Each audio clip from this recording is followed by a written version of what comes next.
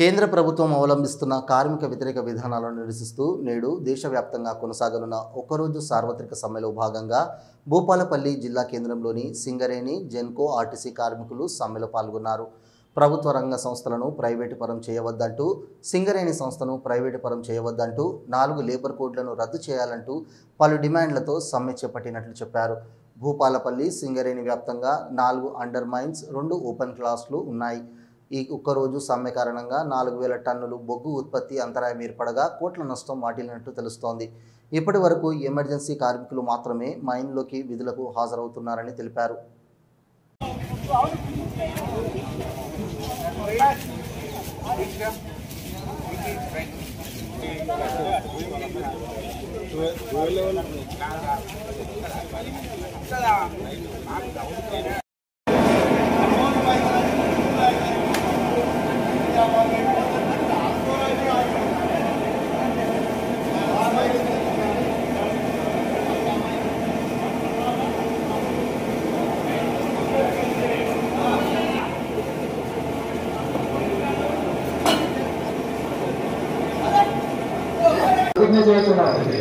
నేను చేయ పనుల వలన నాకు కానీ నా తోటి సోదర కార్మికులకు కానీ ఎటువంటి ప్రమాదము జరగకుండా చూసుకుందని ప్రమాణం చేస్తున్నాను.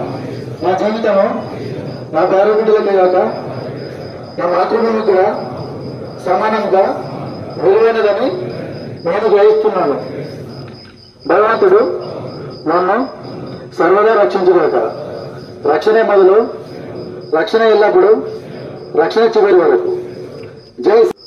దానికోసం మీ ఆలోచన చేయండి. ఆ స్ట్రైక్ కూడా పాల్గొన్నదు కొంటే వాళ్ళు 4 స్ట్రైక్లని భాగం తీసుకుంటే మనకు నష్టమే. తర్వాత ఓకే, ఈ అవకాశం ఇచ్చినాం దానికి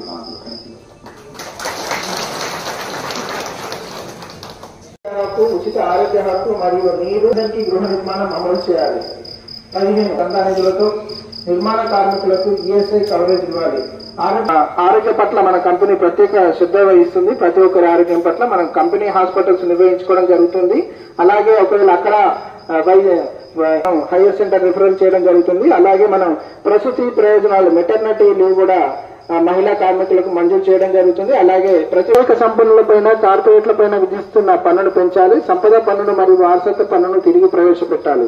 18 భావ ప్రకటన స్వేచ్ఛ, అసమ్మతి హక్కు, మత స్వేచ్ఛ, విభిన్న సంస్కృతులు, భాష ఒకటిగాని మన సంస్థ పరిధిలో లేవు. మరియు వీటిపై సమగ్రంగా వివరించడానికి మన జనరల్ మేనేజర్ గారు ఇచ్చేశారు. వారికి